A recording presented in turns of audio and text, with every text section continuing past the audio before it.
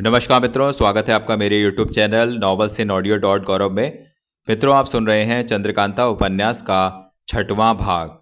पर इससे पहले मैं आपको बता दूं कि जैसा कि मैं आपको पहले भी बता चुका हूं कि चंद्रकांता उपन्यास में विभिन्न लोकल लैंग्वेज, उर्दू आदि के शब्द यूज़ हुए हैं, तो कहीं आपको ऐसा ना लगे कि शब्दों का गलत उच्चारण है। तो कोई चीज़ आपको समझ में ना आए, कमेंट में पूछ सकते हैं। दूसरी बात, जो भी टीवी सीरियल चंद्रकांता के ऊपर बने उसमें कहानी को बहुत तोड़ मोड़ कर दिखाया गया है। इसके अलावा बाज़ार में जो भी संस्करण उपलब्ध हैं उसमें भी कहानी को काट छाँट कर प्रकाशित किया गया है, परंतु आपको मेरे चैनल पर चंद्रकांता की ओरिजिनल कहानी मिलेगी जो देवकीनंदन खत्री जी ने अपने ही प्रकाशन से प्रकाशित की थी। तो प्रस्तुत है आगे की कहानी। 11वां बयान। तेज सिंह को तिलिस्म में से खजाने के संदूकों को निकलवा कर नौगढ़ भिजवाने में कई दिन लगे, क्योंकि उनके साथ पहरे वगैरह का बहुत कुछ इंतज़ाम करना पड़ा। रोज़ तिलिस्म में जाते और पहर भर दिन जब बाकी रहता तिलिस्म से बाहर निकल आया करते। जब तक कुल असबाब नौगढ़ रवाने नहीं कर दिया गया तब तक तिलिस्म तोड़ने की कार्रवाई बंद रही। एक रात कुमार अपने पलंग पर सोए हुए थे। आधी रात जा चुकी थी। कुमारी चंद्रकांता और बनकन्या की याद में अच्छी तरह नींद नहीं आ रही थी। कभी जागते कभी सो जाते। आखिर एक गहरी नींद ने अपना असर यहाँ तक जमाया कि सुबह क्या बल्कि 2 घड़ी दिन चढ़े तक आंख खुलने न दिया। जब कुमार की नींद खुली, अपने को उस खेमे में न पाया जिसमें सोए थे अथवा जो तिलिस्म के पास जंगल में था, बल्कि उसकी जगह एक बहुत ही सजे हुए कमरे को देखा जिसकी छत में बेशकीमती झाड़ और शीशे लटक रहे थे। ताज्जुब से पड़े इधर उधर देखने लगे। मालूम हुआ कि यह एक बहुत भारी दीवान खाना है जिसके 3 तरफ संगमरमर की दीवार और चौथी तरफ बड़े बड़े खूबसूरत दरवाजे हैं जो इस समय बंद हैं। दीवारों पर कई दीवार गिरें लगी हुई हैं जिनमें दिल निकल आने पर भी अभी तक मोमी बत्तियां जल रही हैं। ऊपर उसके चारों तरफ बड़ी बड़ी खूबसूरत और हसीन औरतों की तस्वीरें टक रही थीं। लंबी दीवार के बीचों बीच में एक तस्वीर आदमी के कद के बराबर सोने के चौखटे में जड़ी दीवार के साथ लगी हुई थी। कुमार की निगाह तमाम तस्वीरों पर से दौड़ती हुई उस बड़ी तस्वीर पर आकर अटक गई। सोचने लगे, बल्कि धीमी आवाज में इस तरह बोलने लगे जैसे अपने बगल में बैठे हुए किसी दोस्त को कोई कहता हो, आहा, इस तस्वीर से बढ़कर इस दीवान खाने में कोई चीज़ नहीं है, और बेशक यह तस्वीर भी उसी की है जिसके इश्क ने मुझे तबाह कर रखा है। वाह, क्या साफ भोली सूरत दिखलाई है।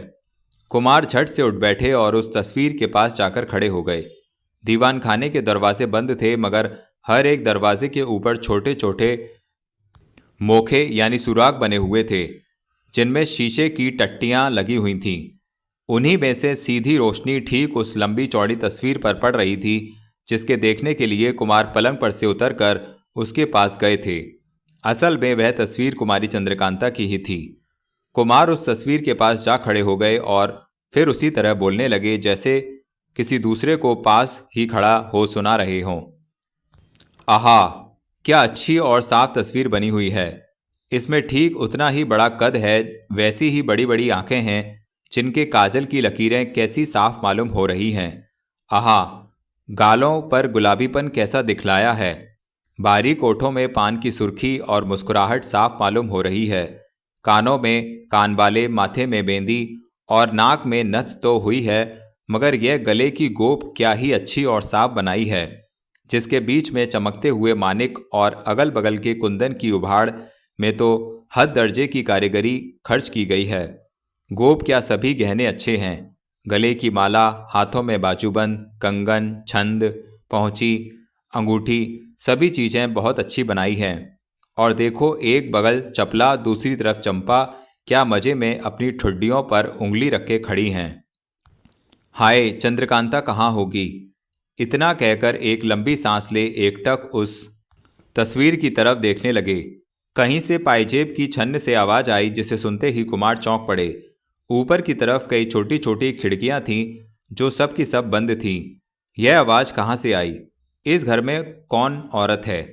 इतनी देर तक तो कुमार अपने पूरे होशोवाश में न थे, मगर अब चौंके और सोचने लगे, हैं, इस जगह में कैसे आ गया? कौन उठा लाया? उसने मेरे साथ बड़ी नेकी की जो मेरी प्यारी चंद्रकांता की तस्वीर मुझे दिखला दी, मगर कहीं ऐसा ना हो कि मैं यह बातें स्वप्न में देखता हूँ। जरूर यह स्वप्न है। चलो फिर उसी पलंग पर सो रहें। यह सोचकर कुमार उसी पलंग पर आके लेट गए। आंखें बंद कर लीं, मगर नींद कहाँ आती है। इतने में फिर पायजेब की आवाज़ ने कुमार को चौंका दिया। अब की दफ़े उठते ही सीधे दरवाज़ों की तरफ गए और सातों दरवाज़ों को धक्का दिया। सब खुल गए। एक छोटा सा हरा भरा भाग दिखाई पड़ा। दिन अनुमान पहर के चढ़ चुका होगा। यह बाग बिल्कुल जंगली फूलों और लताओं से भरा हुआ था। बीच में एक छोटा सा तालाब भी दिखलाई पड़ा। कुमार सीधे तालाब के पास चले गए जो बिल्कुल पत्थर का बना हुआ था। एक तरफ उसके खूबसूरत सीढ़ियां उतरने के लिए बनी हुई थीं। ऊपर उन सीढ़ियों के दोनों तरफ दो बड़े बड़े जामुन के पेड़ लगे हुए थे जो बहुत ही घने थे। तमाम सीढ़ियों पर बल्कि कुछ जल तक उन दोनों की छाया पहुंच चुकी थी और दोनों पेड़ों के नीचे छोटे छोटे संगमरमर के चबूतरे बने हुए थे। बाएं तरफ के चबूतरे पर नरम गलीचा बिछा हुआ था। बगल में एक टोटीदार चांदी का गड़वा, उसके पास ही शहतूत के पत्तों का पर बनाया हुआ दातून एक तरफ से चिरा हुआ रखा था। बगल में एक छोटी सी चांदी की चौकी पर धोती, गमछा और पहनने के खूबसूरत और कीमती कपड़े भी रखे हुए थे। दाहिनी तरफ वाले संगमरमर के चबूतरे पर चांदी की चौकी थी जिस पर पूजा का सामान धरा हुआ था। छोटे छोटे कई जड़ाऊ पंचपात्र, तष्टी, कटोरियाँ सब साफ की हुई रखी थीं और नरम ऊनी आसन बिछा हुआ था जिस पर एक छोटा सा बेल भी पड़ा था। कुमार इस बात पर गौर कर रहे थे कि वे कहाँ आ पहुँचे और कौन उन्हें ले आया। इतने में ही उस पेड़ की तरफ निगाह जा पड़ी जिसके नीचे पूजा का सब सामान सजाया हुआ था। एक कागज चपका हुआ नजर पड़ा। उसके पास गए, देखा कि कुछ लिखा हुआ है। पढ़ा। यह लिखा था, कुंवर वीरेंद्र सिंह, यह सब सामान तुम्हारे ही वास्ते है। इसी बावली में नहाओ और इन सब चीज़ों को बरतो क्योंकि आज के दिन तुम हमारे मेहमान हो। कुमार कुछ और सोच में पड़ गए कि यह क्या, सामान तो इतना लंबा चौड़ा किया गया है मगर आदमी कोई भी नजर नहीं पड़ता। जरूर यह जगह परियों के रहने की है और वे लोग भी इसी बाग में फिरती होंगी मगर दिखाई नहीं पड़ती। अच्छा, इस बाग में पहले घूमकर देख लें कि क्या क्या है, फिर नहाना धोना होगा। आखिर इतना दिन तो चढ़ ही चुका है। अगर कहीं दरवाज़ा नज़र पड़े तो इस बाग के बाहर हो जाएं, मगर नहीं। इस बाग का मालिक कौन है और वह मुझे यहाँ क्यों लाया? जब तक इसका हाल मालूम ना हो इस बाग से कैसे जाने का जी चाहेगा। यही सब सोचकर कुमार उस बाग में घूमने लगे। जिस कमरे में नींद से कुमार की आंख खुली थी वह बाग के पश्चिम तरफ था। पूरब तरफ कोई इमारत ना थी क्योंकि निकलता हुआ सूरज पहले ही से दिखाई पड़ा था जो इस वक्त नेज़े बराबर ऊंचा आ चुका होगा। घूमते हुए बाग के उत्तर तरफ एक और कमरा नजर पड़ा जो पूरब तरफ वाले कमरे के साथ सटा हुआ था। कुमार ने चाहा कि उस कमरे की भी सैर करें मगर ना हो सका क्योंकि उसके सब दरवाजे बंद थे। अस्तु आगे बढ़े और जंगली फूलों, बेलों और खूबसूरत क्यारियों को देखते हुए बाग के दक्षिण तक पहुंचे। एक छोटी सी कोठरी नजर पड़ी जिसकी दीवार पर कुछ लिखा हुआ था। पढ़ने से मालूम हुआ कि यह पायखाना है। उसी जगह लकड़ी की चौकी पर पानी से भरा हुआ लोटा भी रखा था। दिन 1.5 पहर से ज़्यादा चढ़ चुका होगा। कुमार की तबीयत घबराई हुई थी। आखिर सोच विचार कर चौकी पर से लोटा उठा लिया और पायखाने गए। बाद उसके बावली में हाथ मुंह धोया। सीढ़ियों के ऊपर जामुन के पेड़ तले चौकी पर बैठकर दातुन किया।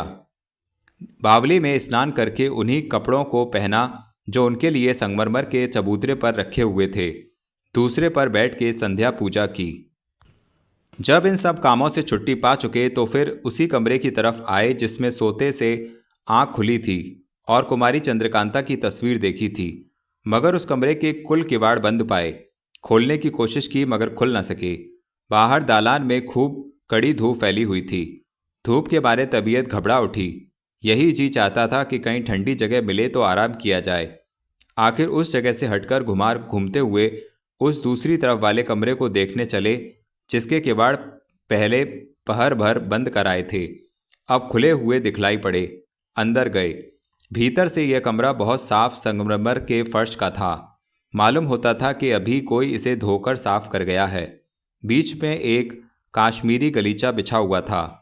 आगे उसके कई तरह की भोजन की चीज़ें चांदी और सोने के बर्तनों में सजाई हुई रखी थीं।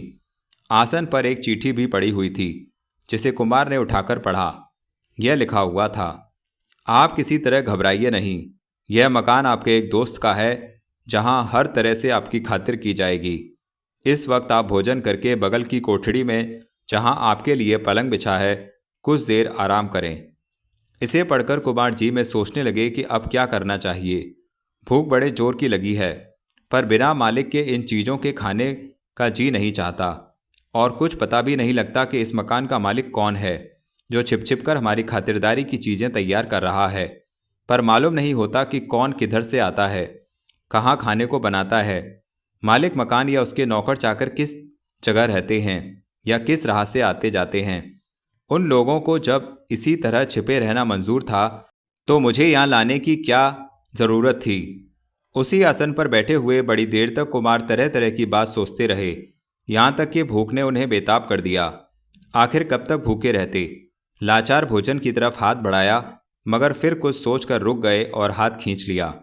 भोजन करने के लिए तैयार होकर फिर कुमार के रुक जाने से बड़े जोर के साथ हंसने की आवाज़ आई, जिसे सुनकर कुमार और भी हैरान हुए। इधर उधर देखने लगे, मगर कुछ पता न लगा। ऊपर की तरफ कई खिड़कियां दिखाई पड़ी, मगर कोई आदमी नजर न आया। कुमार ऊपर वाली खिड़कियों की तरफ गौर से देख ही रहे थे कि एक आवाज़ आई, आप भोजन करने में देर न कीजिए, कोई खतरे की जगह नहीं है। भूख के मारे कुमार विकल हो रहे थे, लाचार होकर खाने लगे। सब चीज़ें एक से एक स्वादिष्ट बनी हुई थीं। अच्छी तरह से भोजन करने के बाद कुमार उठे। एक तरफ हाथ धोने के लिए लोटे में जल रखा हुआ था। अपने हाथ से लोटा उलट हाथ धोया और उस बगल वाली कोठड़ी की तरफ चले। जैसा कि पुर्जे में लिखा हुआ था, उसी के मुताबिक सोने के लिए उस कोठड़ी में निहायत खूबसूरत पलंग बिछा हुआ पाया। मसहरी पर लेटकर तरह तरह की बातें सोचने लगे। इस मकान का मालिक कौन है और मुलाकात न करने में उसने क्या फ़ायदा सोचा है। यहाँ कब तक पड़े रहना होगा, वहाँ लश्कर वालों की हमारी खोज में क्या दशा होगी, इत्यादि बातों को सोचते कुमार को नींद आ गई और बेखबर सो गए। 2 घंटे रात बीते जब सुमार सोए रहे। इसके बाद बीन की और उसके साथ ही किसी के गाने की आवाज़ कान में पड़ी।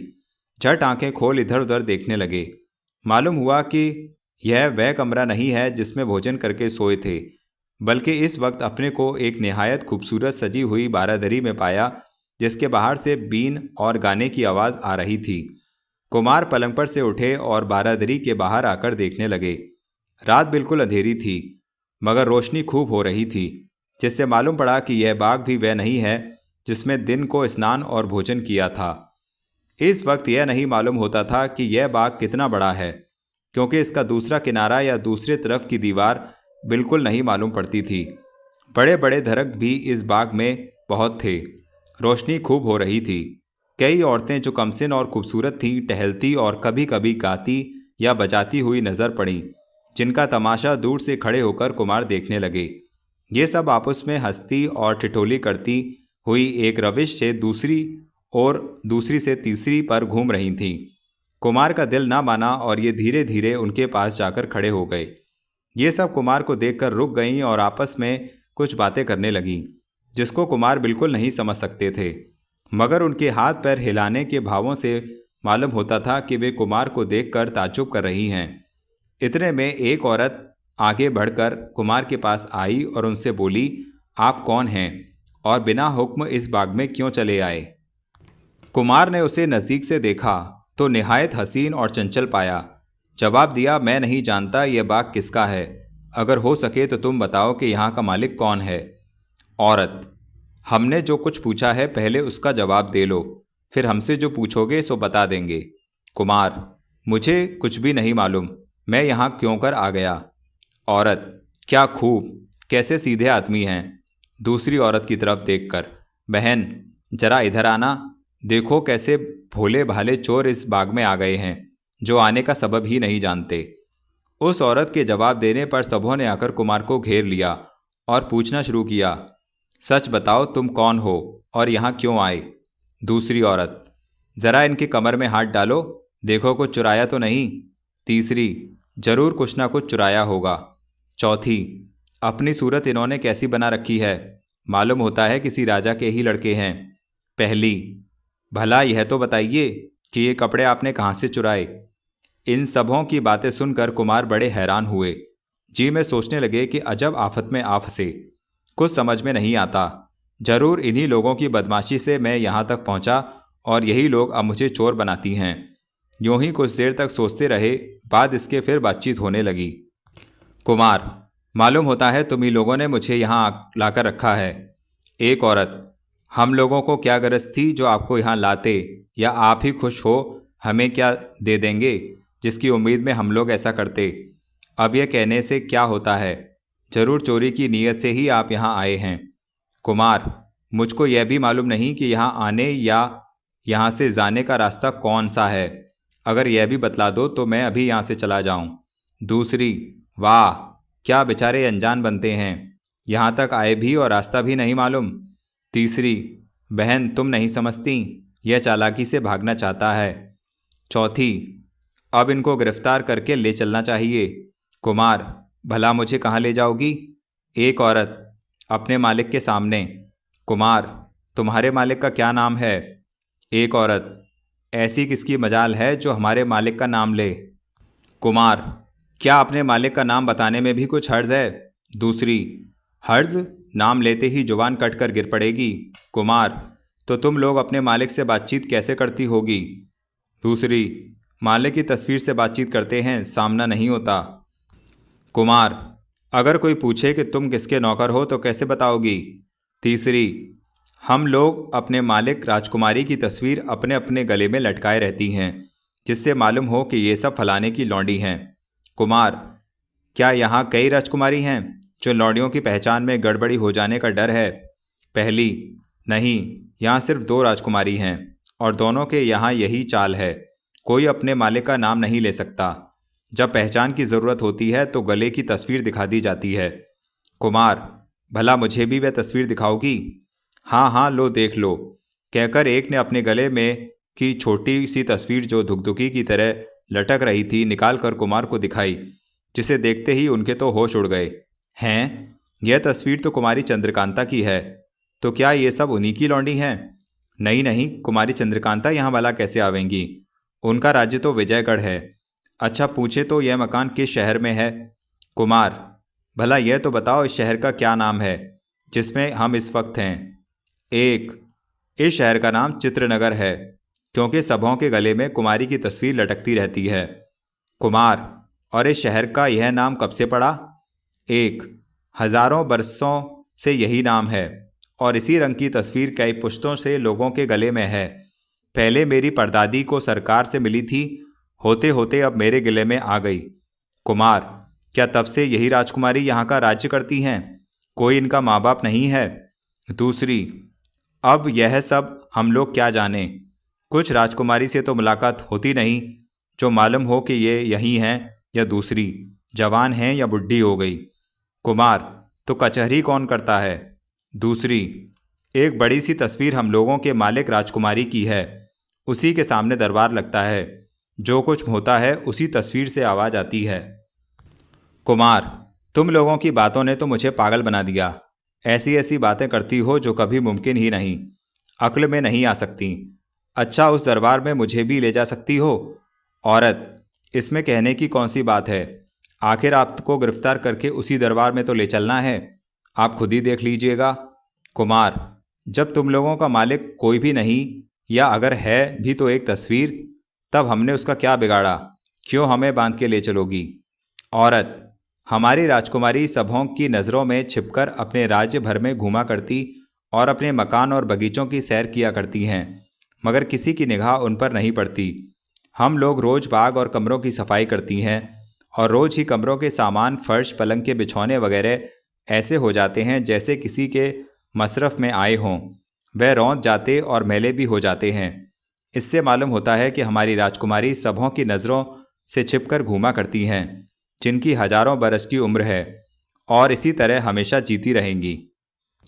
दूसरी, बहन तुम इसकी बातों का जवाब कब तक देती रहोगी, ये तो इसी तरह जान बचाया ना चाहते हैं। पहली, नहीं नहीं, ये जरूर किसी रईस बल्कि राजा के लड़के हैं। इनकी बातों का जवाब देना मुनासिब है और इनको इज्जत के साथ कैद करके दरबार में ले चलना चाहिए। तीसरी, भला इनका और इनके बाप का नाम धाम भी तो पूछ लो, इसी तरह राजा का लड़का समझ लोगी। कुमार की तरफ देखकर, क्यों जी, आप किसके लड़के हैं और आपका नाम क्या है? कुमार, मैं नौगढ़ के राजा सुरेंद्र सिंह का लड़का वीरेंद्र सिंह हूँ। इनका नाम सुनते ही वे खुश होकर आपस में कहने लगी, वाह, इनको तो जरूर पकड़ के ले चलना चाहिए, बहुत कुछ इनाम मिलेगा, क्योंकि इन्हीं को गिरफ्तार करने के लिए सरकार की तरफ से मुनादी की गई थी। इन्होंने बड़ा भारी नुकसान किया है, सरकारी तिलिस्म तोड़ डाला और खजाना लूटकर घर ले गए। अब इनसे बात ना करनी चाहिए, जल्दी इनके हाथ पैर बांधो और इसी वक्त सरकार के पास ले चलो। अभी आधी रात नहीं गई है, दरबार होता होगा, देर हो जाएगी तो कल दिन भर इनकी हिफाजत करनी पड़ेगी, क्योंकि हमारे सरकार का दरबार रात को ही होता है। इन सबों की ये बातें सुनकर कुमार की तो अक्लें चकरा गई। कभी ताज्जुब, कभी सोच, कभी घबराहट से उनकी अजब हालत हो गई। आखिर उन औरतों की तरफ देखकर बोले, फसाद क्यों करती हो? हम तो आप ही तुम लोगों के साथ चलने को तैयार हैं। चलो देखें तो तुम्हारी राजकुमारी का दरबार कैसा है। एक, जब आप खुद चलने को तैयार हैं तब हम लोगों को ज़्यादा बखेड़ा करने की क्या ज़रूरत है। चलिए। कुमार, चलो। ये सब औरतें गिनती में 9 थीं। 4 कुमार के आगे और 4 पीछे हो उनको लेकर रवाना हुई और एक यह कहकर चली गई कि मैं पहले खबर करती हूँ कि फलाने डाकू को हम लोगों ने गिरफ्तार किया है, जिसको साथ वाली सखियाँ लिए आती हैं। वे सब कुमार को लिए हुए बाग के एक कोने में गईं, जहाँ दूसरी तरफ निकल जाने के लिए छोटा सा दरवाज़ा नज़र पड़ा, जिसमें शीशे की सिर्फ एक सफ़ेद हांडी जल रही थी। ये सब कुमार को लिए हुए उसी दरवाजे में घुसीं। थोड़ी दूर जाकर एक दूसरा बाग जो बहुत ही सजा था नज़र पड़ा, जिसमें हद से ज़्यादा रोशनी हो रही थी और कई चौबदार हाथों में सोने चांदी के आसे लिए हुए इधर उधर टहल रहे थे। इनके अलावा और भी बहुत से आदमी घूमते फिरते दिखाई पड़े। उन औरतों में से किसी ने कुछ बातचीत या रोकटोक न की। ये सब कुमार को लिए हुए बराबर धड़धड़ाती हुई एक बड़े भारी दीवान खाने में पहुंची, जहाँ की सजावट और कैफियत देख कुमार के होश जाते रहे। सबसे पहले कुमार की निगाह उस बड़ी तस्वीर के ऊपर पड़ी जो ठीक सामने सोने के जड़ाऊ सिंहासन पर रखी हुई थी। मालूम होता था कि सिंहासन पर कुमारी चंद्रकांता सिर पर मुकुट धरे बैठी हैं। ऊपर छत्र लगा हुआ है और सिंहासन के दोनों तरफ जो 2 जिंदा शेर बैठे हुए हैं, जो कभी कभी डकारते और घुर्राते भी थे। बाद इसके बड़े बड़े सरदार बेशकीमत पोशाकें पहने सिंहासन के सामने 2 पट्टी लंबी कतार बांधे सिर झुकाए बैठे थे। दरबार में सन्नाटा छाया हुआ था, सब चुप मारे बैठे थे। कुमारी चंद्रकांता की तस्वीर और ऐसे दरबार को देखकर एक दफ़े तो कुमार पर भी रौब छा गया। चुपचाप सामने खड़े हो गए। उनके पीछे और दोनों बगल वे सब औरतें भी खड़ी हो गईं, जिन्होंने कुमार को चारों चोरों की तरह हाजिर किया था। तस्वीर के पीछे से आवाज़ आई, ये कौन हैं? उन औरतों में से एक ने जवाब दिया, ये सरकारी बाग में घूमते हुए पकड़े गए हैं और पूछने से मालूम होता है कि इनका नाम वीरेंद्र सिंह है। विक्रमी तिलिस्म इन्होंने तोड़ा है। फिर आवाज़ आई, अगर यह सच है तो इनके बारे में बहुत कुछ विचार करना पड़ेगा। इस वक्त इन्हें ले जाकर हिफाजत से रखो, फिर हुक्म पाकर दरबार में हाजिर करना। उन लौडियों ने कुमार को एक अच्छे कमरे में ले जाकर रखा जो हर तरह से सजा हुआ था, मगर कुमार अपने ख्याल में डूबे ही रहे। नए बाग की सैर और तस्वीर के दरबार ने उन्हें और भी अचंभे में डाल दिया था। गर्दन झुकाए सोच रहे थे, पहले बाग में तो ताज्जुब की बातें देखी, उनका तो पता लगा ही नहीं। इस बाग में तो और भी बातें दिखाई देती हैं, जिसमें कुमारी चंद्रकांता की तस्वीर और उसके आगे दरबार का लगना और भी हैरान कर रहा है। इसी सोच विचार में गर्दन झुकाए लौंडियों के साथ चले गए। इसका कुछ भी ख्याल नहीं कि कहाँ जाते हैं, कौन लिए जाता है या कैसे सजे हुए मकान में बैठाए गए हैं। ज़मीन पर फर्श बिछा हुआ था और गद्दी लगी हुई थी। बड़े तकिए के सिवाय और भी कई तकिए पड़े हुए थे। कुमार उस गद्दी पर बैठ गए और 2 घंटे तक सिर झुकाए ऐसे सोचते रहे कि तनोबदन की बिल्कुल खबर न रही। जब भूख प्यास मालूम हुई तो पानी के लिए इधर उधर देखने लगे। एक नौडी सामने खड़ी थी। उसने हाथ जोड़कर पूछा, क्या हुक्म होता है? जिसके जवाब में कुमार ने हाथ के इशारे से पानी मांगा। सोने के कटोरे में पानी भर के लौंडी ने कुमार के हाथ में दे दिया। पीते ही एकदम उनके दिमाग तक ठंडक पहुंच गई। साथ ही आंखों में झपकी आने लगी और धीरे धीरे बिल्कुल बेहोश होकर उसी गद्दी पर लेट गए। 12वां बयान। कुंवर वीरेंद्र सिंह के गायब होने से उनके लश्कर में खलबली पड़ गई। तेज सिंह और देवी सिंह ने घबराकर चारों तरफ खोज की मगर कुछ पता न लगा। दिन भर बीत जाने पर जोशी जी ने तेज सिंह से कहा, मुझे रमल से जान पड़ता है कि कुमार को कई औरतें बेहोश की दवा सुंघा करके उठा ले गई हैं और नौगढ़ के इलाके में अपने मकान के अंदर कैद कर रखा है। इससे ज़्यादा कुछ मालूम नहीं होता। जोशी जी की बात सुन तेज सिंह बोले, नौगढ़ में तो अपना ही राज्य है जहां कुमार के दुश्मनों का कहीं ठिकाना नहीं। महाराज सुरेंद्र सिंह की आलमदारी से उनकी रियाया बहुत खुश तथा उनके और उनके खानदान के लिए वक्त पर जान देने को तैयार है। फिर कुमार को वहां ले जाकर कैद करने वाला कौन हो सकता है। बहुत देर तक सोच विचार करने रहने के बाद तेज सिंह कुमार की खोज में जाने को तैयार हुए। देवी सिंह और जोशी जी ने भी उनका साथ दिया और ये तीनों नौगढ़ की तरफ रवाना हुए।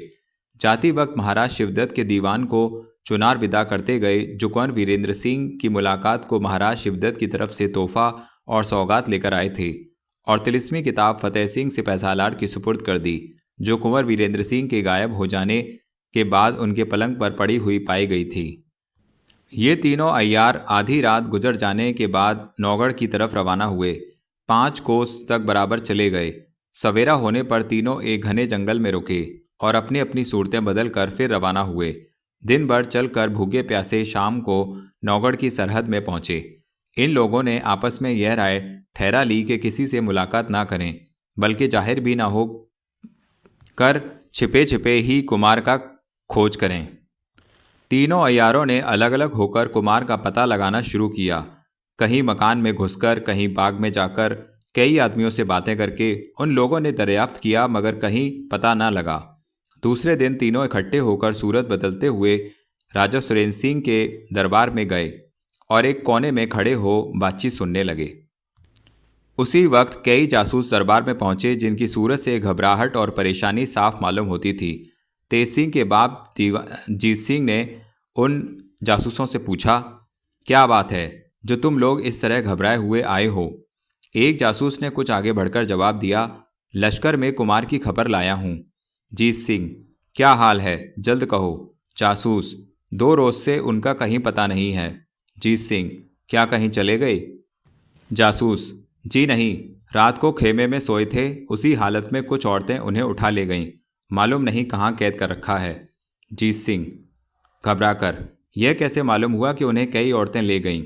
जासूस, उनके गायब हो जाने के बाद अय्यारों ने बहुत तलाश किया। जब कुछ पता न लगा तो जोशी जगन्नाथ ने रमल से पता लगा के कहा कि कई औरतें उन्हें ले गई हैं और इस नौगढ़ के इलाके में ही कहीं कैद कर रखा है। जीत सिंह ताज्जुब से, इसी नौगढ़ के इलाके में? यहाँ तो हम लोगों का कोई दुश्मन नहीं है। जासूस, जो कुछ हो, जोशी जी ने तो ऐसा ही कहा है। जीत सिंह, फिर तेज सिंह कहाँ गया। जासूस, कुमार की खोज में कहीं गए हैं। देवी सिंह और जोशी जी भी उनके साथ हैं मगर उन लोगों के जाते ही हमारे लश्कर पर आफत आई। जीत सिंह चौंक कर, हमारे लश्कर पर क्या आफत आई। जासूस, मौका पाकर महाराज शिवदत्त ने हमला कर दिया। हमले का नाम सुनते ही तेज सिंह वगैरह जो सूरत बदले हुए एक कोने में खड़े थे आगे की सब बातें बड़े गौर से सुनने लगे। जीत सिंह, पहले तो तुम खबर यह लाए थे कि महाराज शिवदत्त ने कुमार की दोस्ती कबूल कर ली और उनका दीवान बहुत कुछ नज़र लेकर आया हुआ है, अब क्या हुआ। जासूस, उस वक्त की वह खबर बहुत ठीक थी पर आखिर में उसने धोखा दिया और बेईमानी पर कमर बांध ली। जीत सिंह, उसके हमले का क्या नतीजा हुआ। जासूस, पहर भर तो फतेह सिंह सिपहसालार खूब लड़े, आखिर शिवदत्त के हाथ से जख्मी होकर गिरफ्तार हो गए। उनके गिरफ्तार होते ही बेसिर की फौज छितिर बितिर हो गई। अभी तक सुरेंद्र सिंह चुपचाप बैठे इन बातों को सुन रहे थे। फतेह सिंह के गिरफ्तार हो जाने और लश्कर के भाग जाने का हाल सुन उनकी आंखें लाल हो गईं। दीवान जीत सिंह की तरफ देख कर बोले, हमारे यहाँ इस वक्त कुछ फौज तो है नहीं, थोड़े बहुत सिपाही जो कुछ हैं उनको लेकर इसी वक्त कूच करूँगा। ऐसे नामर्द को मारना कोई बड़ी बात नहीं है। जीत सिंह, ऐसा ही होना चाहिए। सरकार के कूच की खबर सुनकर भागी हुई फौज भी तुरंत इकट्ठा हो जाएगी। ये बातें हो ही रही थीं कि 2 जासूस और दरबार में आए। पूछने से उन्होंने कहा, कुमार के गायब होने, अय्यारों के उनकी खोज में जाने, फतेह सिंह के गिरफ्तार हो जाने और फौज के भाग जाने की खबर सुनकर महाराज जयसिंह अपनी कुल फौज लेकर चुनार पर चढ़ गए हैं। रास्ते में खबर लगी कि फतेह सिंह के गिरफ्तार होने के 2 ही पहर बाद रात को महाराज शिवदत्त भी कहीं गायब हो गए और उनके पलंग पर एक पुर्जा पड़ा हुआ मिला जिसमें लिखा हुआ था कि इस बेईमानी की पूरी सजा दी जाएगी, जन्म भर कैद से छुट्टी न मिलेगी। बाद इसके सुनने में आया कि फतेह सिंह भी छूटकर तिलिस्म के पास आ गए और कुमार की फौज फिर इकट्ठी हो रही है। इस खबर को सुनकर राजा सुरेंद्र सिंह ने दीवान जीत सिंह की तरफ देखा। जीत सिंह, जो कुछ भी हो महाराज जयसिंह ने चढ़ाई कर ही दी है, मुनासिब है कि हम भी पहुंचकर चुनार का बखेड़ा ही तय कर दें। यह रोज रोज की खटपट अच्छी नहीं। राजा, तुम्हारा कहना ठीक है, ऐसा ही किया जाए। क्या करें, हमने सोचा था कि लड़के ही के हाथ से चुनार फतेह हो जिसमें उसका हौसला बढ़े, मगर अब बर्दाश्त नहीं होता। इन सब बातों और खबरों को सुन तीनों अय्यार वहां से रवाना हो गए और एकांत में जाकर आपस में सलाह करने लगे। तेज सिंह, अब क्या करना चाहिए? देवी सिंह, चाहे जो भी हो पहले तो कुमार की ही खोजना चाहिए। तेज सिंह, मैं कहता हूं कि तुम लश्कर की तरफ जाओ और हम दोनों कुमार की खोज करते हैं। जोशी, मेरी बात मानो तो पहले एक दफ़े उस तहखाने में चलो जिसमें महाराज शिवदत्त को कैद किया था। तेज सिंह, उसका तो दरवाज़ा ही नहीं खुलता। जोशी, भला चलो तो सही, शायद किसी तरकीब से खुल जाए। तेज सिंह, इसकी कोशिश तो आप बेफायदे करते हैं, अगर दरवाज़ा खुला भी तो क्या काम निकलेगा। जोशी, अच्छा चलो तो। तेज सिंह, खैर चलो। तीनों अय्यार तहखाने की तरफ रवाना हुए। 13वां बयान। कुंवर वीरेंद्र सिंह धीरे धीरे बेहोश होकर उसी गद्दी पर लेट गए।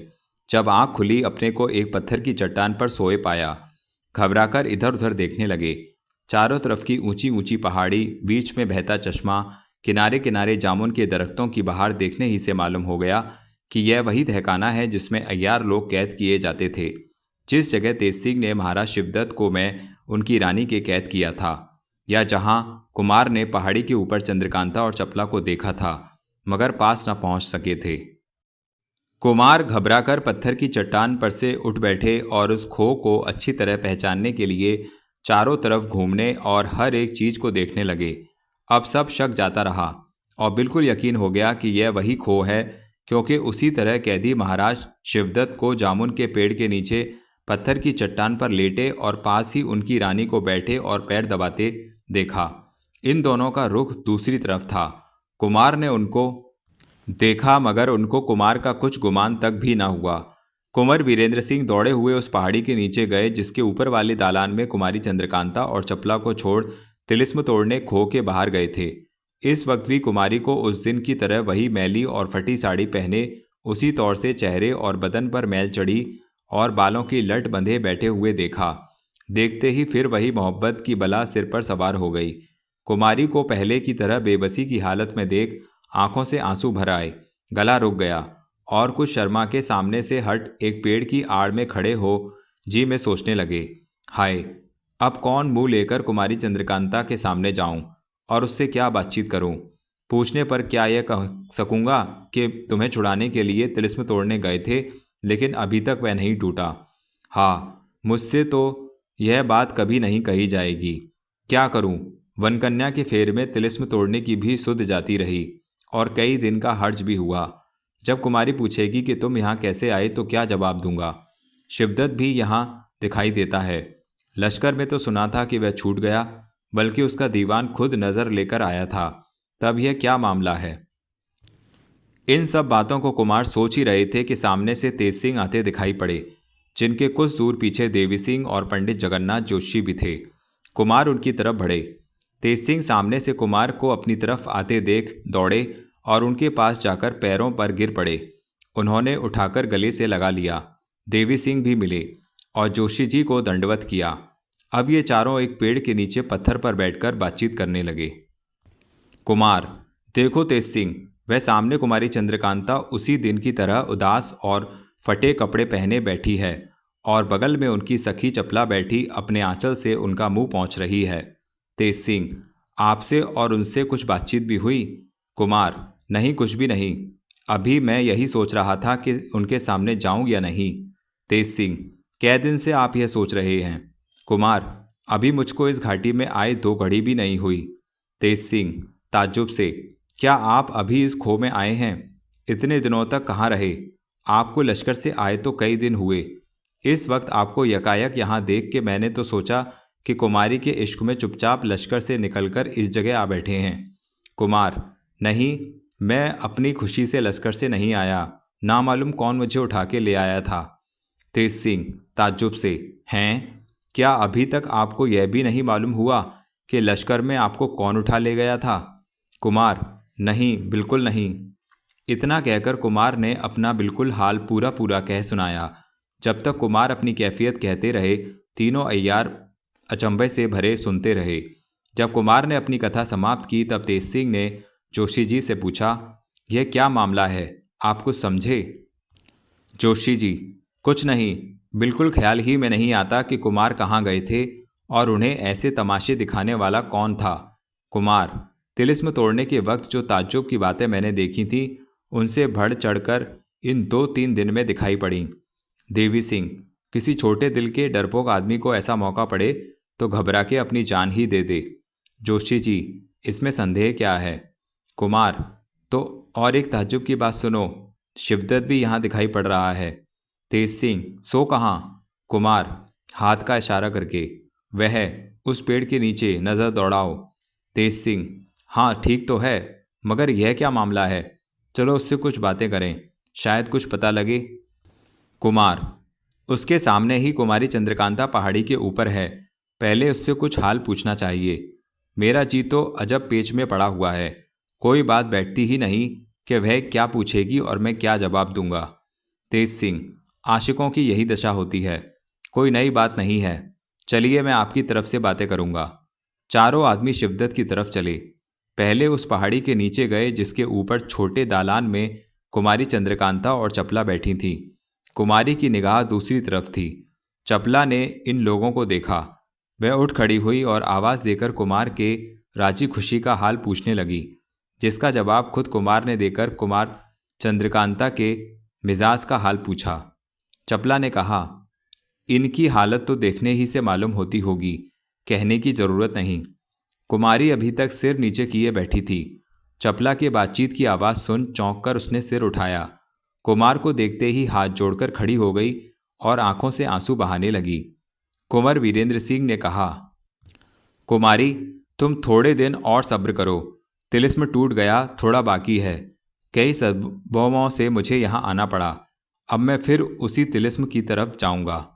चपला, कुमारी कहती है कि मेरा दिल यह कह रहा है कि इन दिनों या तो मेरी मोहब्बत आपके दिल से कम हो गई है या फिर मेरी जगह किसी और ने दखल कर ली है। मुद्दत से इस जगह तकलीफ उठा रही हूँ, जिसका ख्याल मुझे कुछ भी न था, मगर कई दिनों से यह नया ख्याल जी में पैदा होकर मुझे बेतरह सता रहा है। चपला इतना कह के चुप हो गई। तेज सिंह ने मुस्कुराते हुए कुमार की तरफ देखा और बोले, क्यों, कहो तो भंडा फोड़ दूं? कुमार इसके जवाब में कुछ कह न सके। आंखों से आंसू की बूंदें गिरने लगी और हाथ जोड़ के उनकी तरफ देखा। हंसकर तेज सिंह ने कुमार के जुटे हुए हाथ छुड़ा दिए और उनकी तरफ से खुद चपला को जवाब दिया, कुमारी को समझा दो कि कुमार की तरफ से किसी तरह का अंदेशा ना करें। तुम्हारे इतना ही कहने से कुमार की हालत खराब हो गई। चपला, आप लोग आज यहाँ किस लिए आए हैं? तेज सिंह, महाराज शिवदत्त को देखने आए हैं, वहाँ खबर लगी कि ये छूटकर चुनार पहुँच गए। चपला, किसी अय्यार ने सूरत बदली होगी, इन दोनों को तो मैं बराबर यहीं देखती रहती हूँ।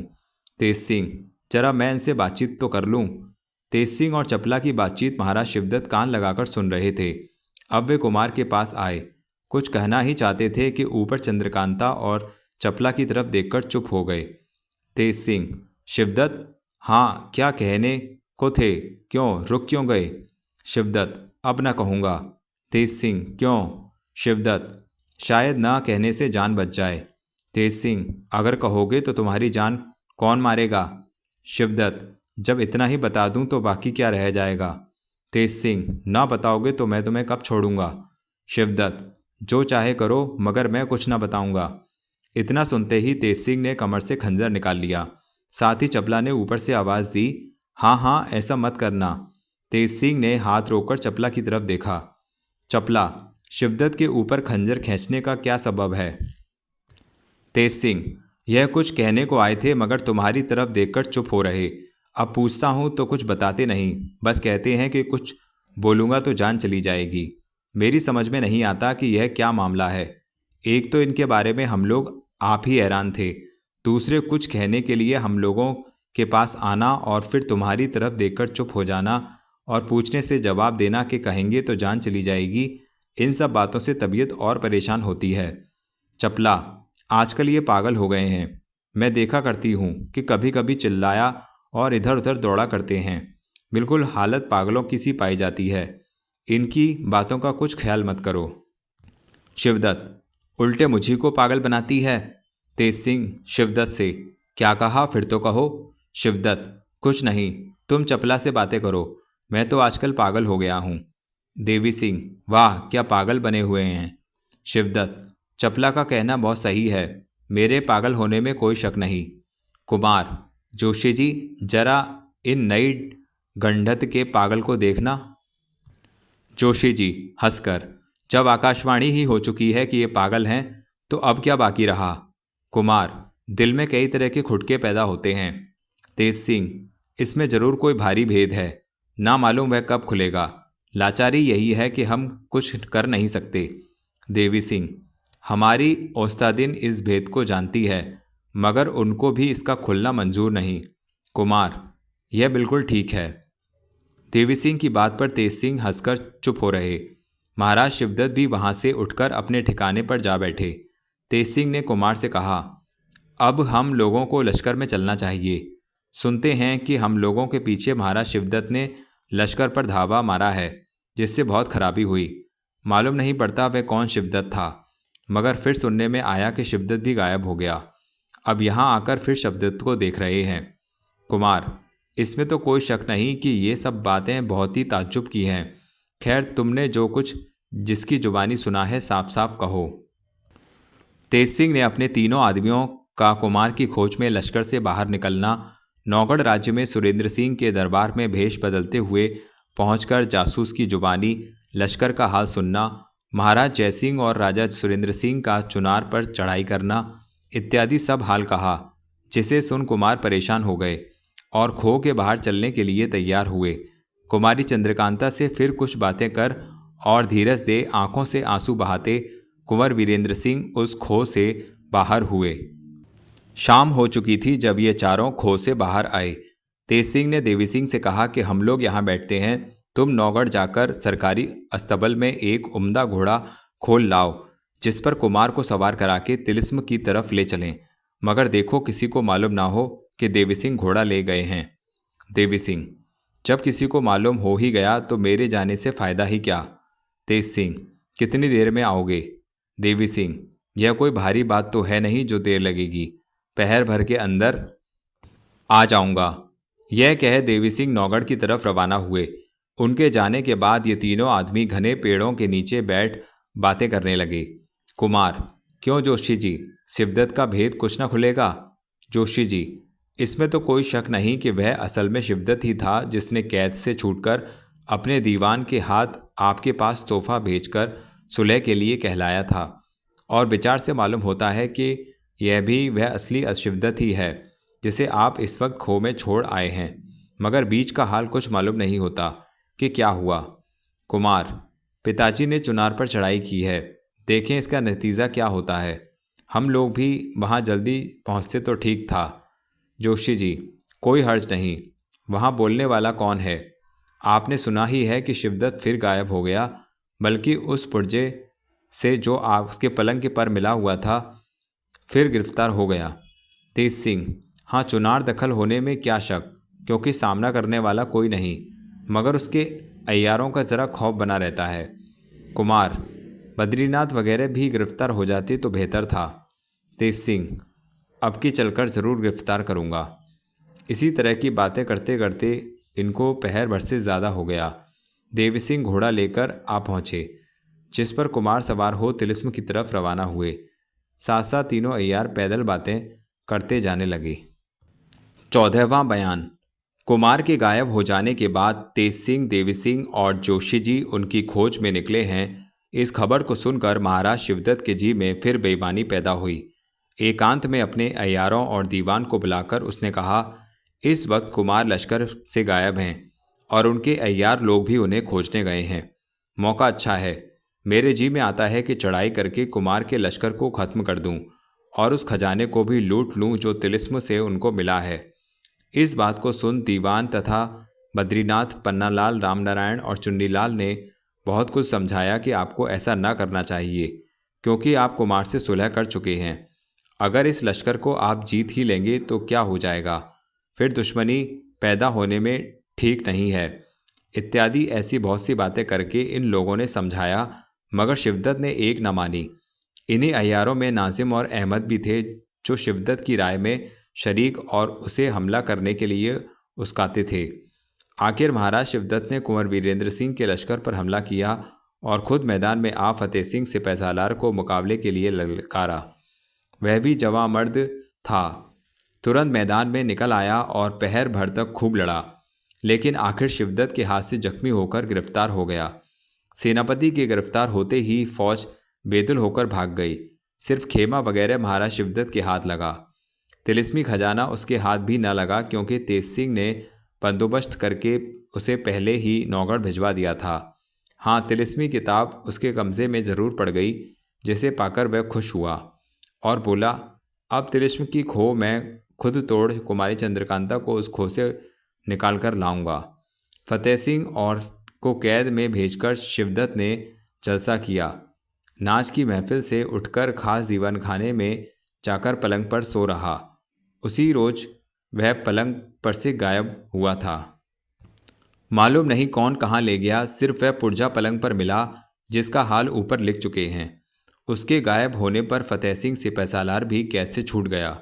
उसकी आंख सुनसान जंगल में खुली, पर यह कुछ मालूम न हुआ कि उसको कैद से किसने छुड़ाया, बल्कि उसके उन जख्मों पर जो शिवदत्त के हाथ से लगे थे पट्टी भी बंधी हुई थी, जिससे बहुत आराम व फायदा मालूम होता था।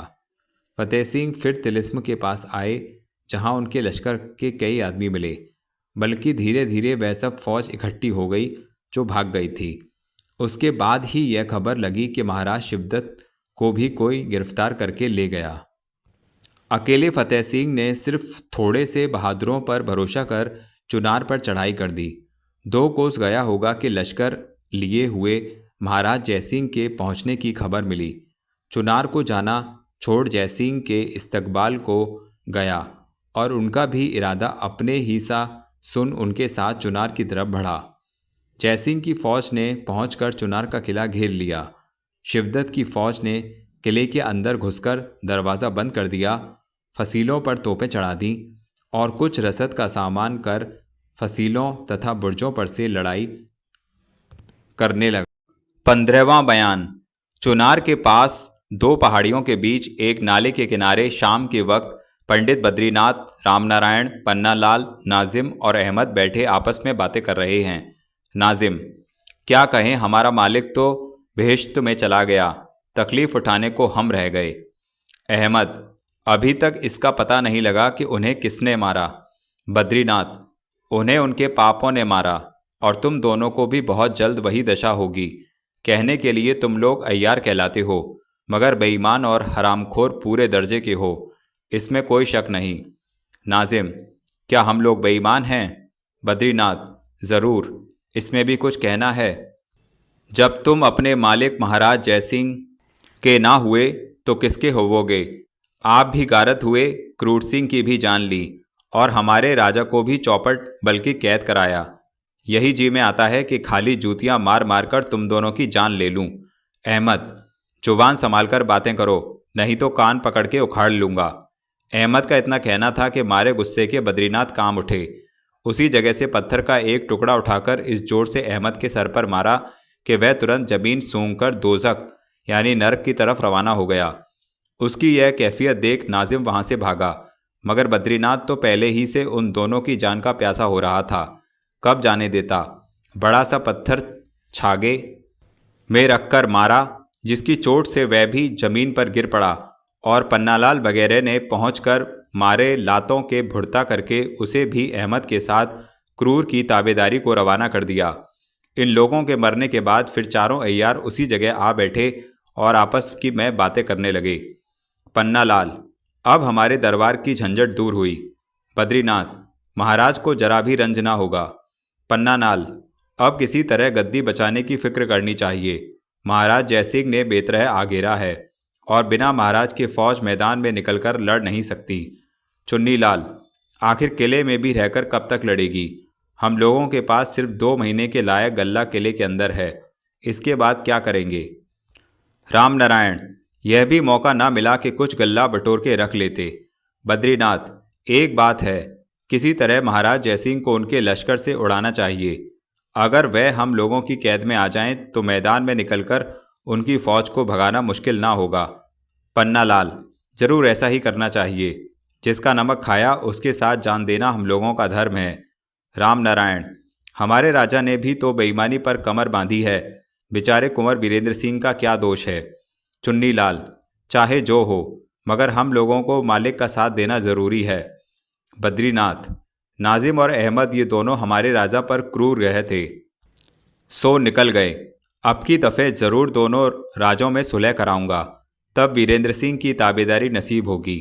वाह, क्या जवामर्द और होनहार कुमार है। पन्नालाल, अब रात भी बहुत हो गई, चलो कोई तैयारी करके महाराज जयसिंह को गिरफ्तार करें और गुप्त राह से किले में ले जाकर कैद करें। बद्रीनाथ, हमने एक तैयारी सोची है, वही ठीक होगी। पन्नालाल, वह क्या? बद्रीनाथ, हम लोग चलकर पहले उनके रसोइये को फांसें, मैं उसकी शक्ल बनकर रसोई बनाऊं और तुम लोग रसोई पर की खिदमतगारों को फांसकर उनकी शक्ल बन हमारे साथ काम करो। मैं खाने की चीज़ों में बेहोशी की दवा मिलाकर महाराज को और बाद में उन लोगों को भी खिलाऊंगा जो उनके पहरे पर होंगे। बस फिर हो गया। पन्नालाल, अच्छी बात है, तुम रसोइया बनो क्योंकि ब्राह्मण हो। तुम्हारे हाथ का महाराज जयसिंह खाएंगे तो उनका धर्म भी ना जाएगा, इसका भी ख्याल ज़रूरी होना चाहिए। मगर एक बात का ध्यान रहे कि चीज़ों में तेज बेहोशी की दवा ना पड़ने पावे। बद्रीनाथ, नहीं नहीं, क्या मैं ऐसा बेवकूफ़ हूँ? मुझे नहीं मालूम कि राजे लोग पहले दूसरे को खिलाकर देख लेते हैं। ऐसी नरम दवा डालूंगा कि खाने के 2 घंटे बाद तक बिल्कुल ना मालूम पड़े कि हमने बेहोशी की दवा मिली हुई चीज़ें खाई हैं।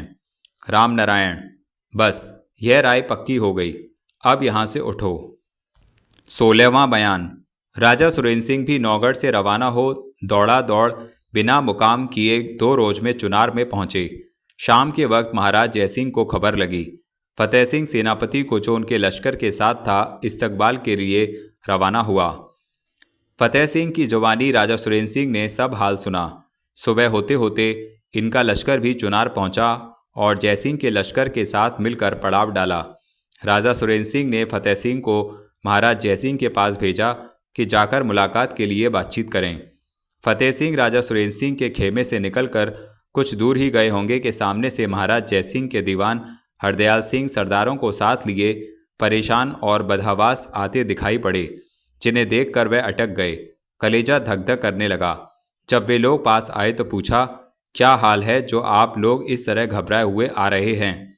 एक सरदार, कुछ न पूछो, बड़ी आफत आ पड़ी। फतेह सिंह, घबरा कर, सो क्या? दूसरा सरदार, राजा साहब के पास चलो, वहीं पहुंचकर सब कुछ कहेंगे। इन सबों को साथ लिए फतेह सिंह राजा सुरेंद्र सिंह के खेमे में आए। कायदे माफिक सलाम किया, बैठने के लिए हुक्म पाकर बैठ गए। राजा सुरेंद्र सिंह को भी इन लोगों के बदहवास आने से खुटका हुआ। हाल पूछने पर हरदयाल सिंह ने कहा, आज बहुत सवेरे किले के अंदर से तोप की आवाज़ आई, जिसे सुन खबर करने के लिए मैं महाराज के खेमे में गया। दरवाजे पर पहरे वालों को बेहोश पड़े देखकर ताज्जुब मालूम हुआ, मगर मैं बराबर खेमे के अंदर चला गया।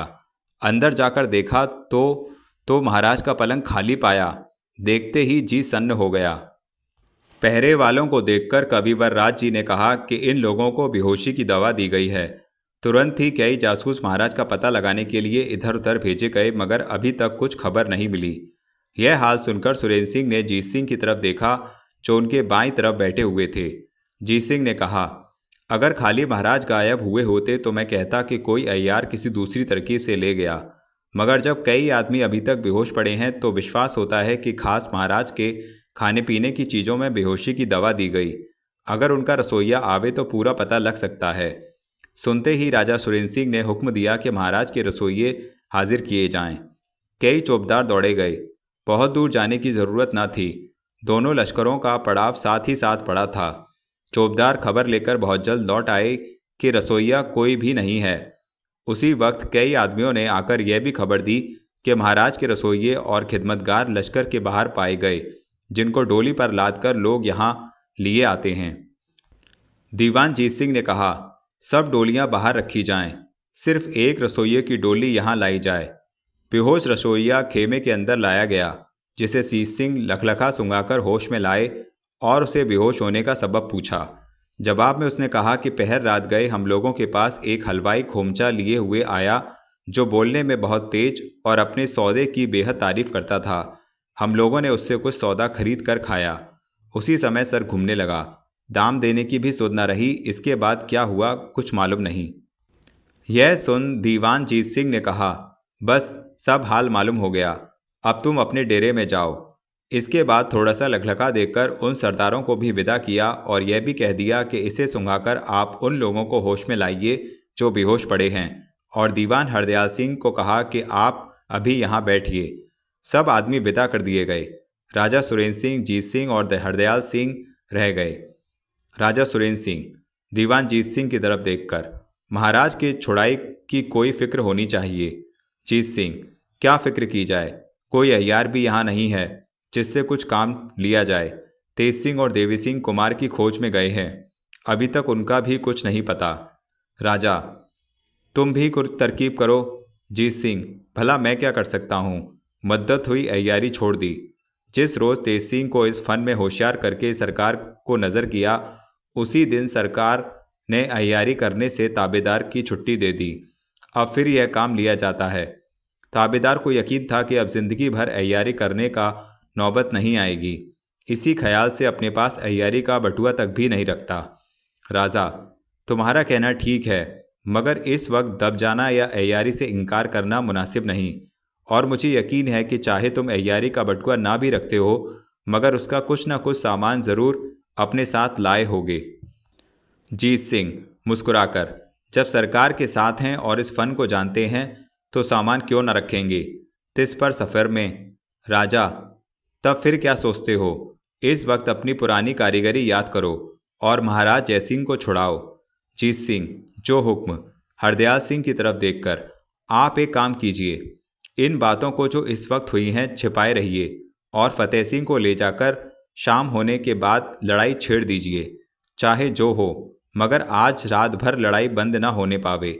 यह काम आपके जिम्मे रहा। हरदयाल सिंह, बहुत अच्छा, ऐसा ही होगा। जीत सिंह, तो आप जाकर लड़ाई का इंतज़ाम कीजिए। मैं भी महाराज से विदा हो अपने डेरे में जाता हूँ, क्योंकि समय कम और काम बहुत है। दीवान हरदयाल सिंह राजा सुरेंद्र सिंह से विदा होकर अपने डेरे की तरफ रवाना हुए। दीवान जीत सिंह ने फतेह सिंह को बुलाकर लड़ाई के बारे में बहुत कुछ समझा बुझा के विदा किया और आप भी हुक्म लेकर अपने खेमे में गए। पहले पूजा भोजन इत्यादि से छुट्टी पाई, तब अय्यारी का सामान दुरुस्त करने लगे। दीवान जीत सिंह का एक बहुत पुराना खिदमतगार था जिसको ये बहुत मानते थे। इनका अय्यारी का सामान उसी के सुपुर्द रहा करता था। नौगढ़ के रवाना होती दफ़े अपना अय्यारी का असबाब दुरुस्त करके ले चलने का इंतज़ाम इसी बुढ़े के सुपुर्द किया था। इनको अय्यारी छोड़ मुद्दत हो चुकी थी, मगर जब इन्होंने अपने राजा को लड़ाई पर जाते देखा और यह भी मालूम हुआ कि हमारे अय्यार लोग कुमार की खोज में गए हैं, लश्कर में कोई अय्यार नहीं है और चुनार के अय्यार बहुत तेज और होशियार हैं, शायद कोई ज़रूरत पड़ जाए, तब बहुत सी बातों को सोच इन्होंने अपना सब सामान दुरुस्त करके साथ ले लेना ही मुनासिब समझा था। उसी बुढ़े खिदमतगार से अय्यारी का संदूक मंगवाया और सामान दुरुस्त करके बटुए में भरने लगे। इन्होंने बेहोशी की दवाओं का तेल उतारा था, उसे भी एक शीशी में बंद कर बटुए में रख लिया। पहर दिन बाकी रहे तक सब सामान दुरुस्त कर एक जमींदार की सूरत बन अपने खेमे के बाहर निकल गए। जीत सिंह लश्कर से निकलकर किले के दक्षिण की एक पहाड़ी की तरफ रवाना हुए और थोड़ी दूर जाने के बाद सुनसान मैदान पाकर एक पत्थर की चट्टान पर बैठ गए।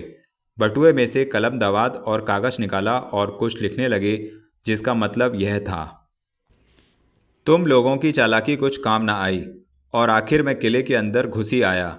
देखो क्या आफत मचाता हूँ। तुम चारों अय्यार हो और मैं अय्यारी नहीं जानता। तिस पर भी तुम लोग मुझे गिरफ्तार नहीं कर सकते। लानत है तुम्हारी अय्यारी पर। इस तरह के बहुत से पुर्जे लिखकर और थोड़ा सा गोंद तैयार कर बटुए में रख ली और किले की तरफ रवाना हुए। पहुँचते पहुँचते शाम हो गई। अस्तु किले के इधर उधर घूमने लगे। जब खूब अंधेरा हो गया, मौका पाकर एक दीवार पर जो नीची और टूटी हुई थी कमर लगाकर चढ़ गए। अंदर सन्नाटा पाकर उतरे और घूमने लगे। किले के बाहर दीवान हरदयाल सिंह और फतेह सिंह ने दिल खोलकर लड़ाई मचा रखी थी। दनादन तोपों की आवाज़ें आ रही थीं। किले की फौज बुर्जियों या मीनारों पर चढ़कर लड़ रही थी और बहुत से आदमी भी दरवाजे की तरफ खड़े घबराए हुए लड़ाई का नतीजा देख रहे थे। इस सबब से जीत सिंह को घूमने का बहुत कुछ मौका मिला। उन पुर्जों को जिन्हें पहले से लिखकर बटुए में रख छोड़ा था, इधर उधर दीवारों और दरवाज़ों पर चिपकाना शुरू कर दिया। जब किसी को आते देखते हटकर छिप जाते और सन्नाटा होने पर फिर अपना काम करते। यहाँ तक कि सब कागजों को चिपका दिया। किले के फाटक पर लड़ाई हो रही है। जितने अफसर और अय्यार हैं सब उसी तरह जुटे हुए हैं। किसी को यह खबर नहीं कि अय्यारों के सिरताज जीत सिंह किले के अंदर आ घुसे और अपनी अय्यारी की फिक्र कर रहे हैं। वे चाहते हैं कि इतने लंबे चौड़े किले में महाराज जयसिंह जहां कैद हैं, इस बात का पता लगावें और फिर उन्हें छुड़ावें और साथ ही शिवदत्त के भी अय्यारों को गिरफ्तार करके लेते चलें। एक अय्यार भी बचने ना पावे। जो फंसे हुए अय्यारों को छुड़ाने की फिक्र करे या छुड़ावे। 17वां बयान। फतेह सिंह सेनापति की बहादुरी ने किले वालों के छक्के छुड़ा दिए। यही मालूम होता था कि अगर इसी तरह रात भर लड़ाई होती रही तो सवेरे तक किला हाथ से जाता रहेगा और फाटक टूट जाएगा। तरद्दुद में पड़े बद्रीनाथ वगैरह अय्यार इधर उधर घबराए घूम रहे थे कि इतने में एक चौबदार ने आकर गुल शोर मचाना शुरू किया, जिससे बद्रीनाथ और भी घबरा गए। चौबदार बिल्कुल जख्मी हो रहा था और उसके चेहरे पर इतने जख्म लगे हुए थे कि खून निकलने से उसका पहचानना मुश्किल हो रहा था। बद्रीनाथ घबरा कर, यह क्या, तुमको किसने जख्मी किया? चौबदार, आप लोग तो इधर के ख्याल में ऐसे भूले हैं कि और बातों की कोई सुध नहीं। पिछवाड़े की तरफ से कुंवर वीरेंद्र सिंह के कई आदमी घुस आए हैं और किले में चारों तरफ घूम घूम कर ना मालूम क्या कर रहे हैं। मैंने एक का मुकाबला भी किया, मगर वह बहुत ही चालाक और फुर्तीला था। मुझे इतना जख्मी किया कि 2 घंटे तक बदहवास जमीन पर पड़ा रहा।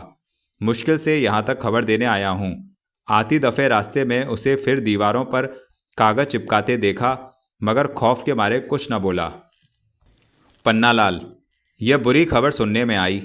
बद्रीनाथ, वे लोग कै आदमी हैं, तुमने देखा है?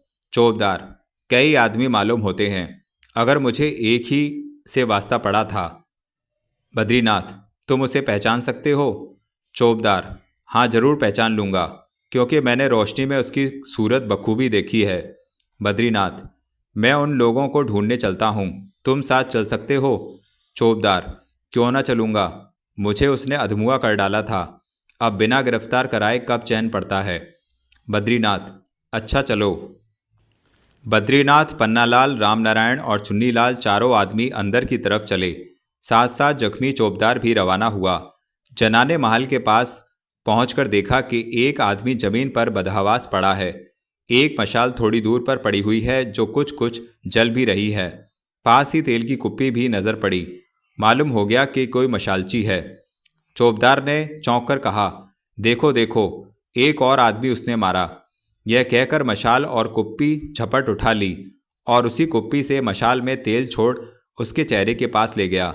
बद्रीनाथ ने देखकर पहचाना कि यह अपना ही मशालची है। नाक पर हाथ रख के देखा, समझ गए कि उसे बेहोशी की दवा दी गई है।